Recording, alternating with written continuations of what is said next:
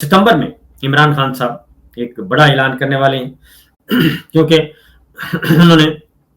उस तरफ सफर शुरू कर दिया है। इसलिए इमरान खान साहब भी सितंबर में ये जो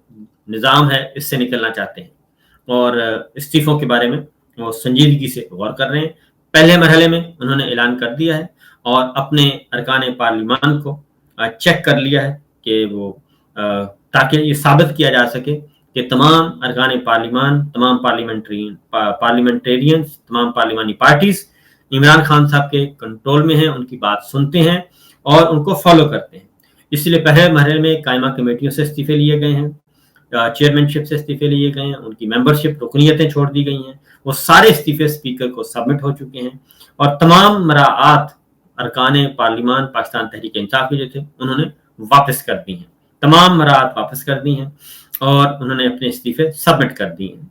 तो उसके बाद अगला मरहला जो है ज़िमनी इलेक्शन का वो बाइकाट कर चुके हैं, उसको भी PTI core committee, political committee ने ओन किया है, उसको भी एक्नॉलेज कर लिया है और अब मिन्नतें की जा रही हैं पीटीआई के लोगों की और शहबाज शरीफ साहब एंड कंपनी कर रहे हैं कि जनाब आप सिस्टम में रहें, आप इस्तीफे ना दें और इस्तीफे स्पीकर को कहा जी कि आप अभी इस्तीफे मंजूर भी ना करें।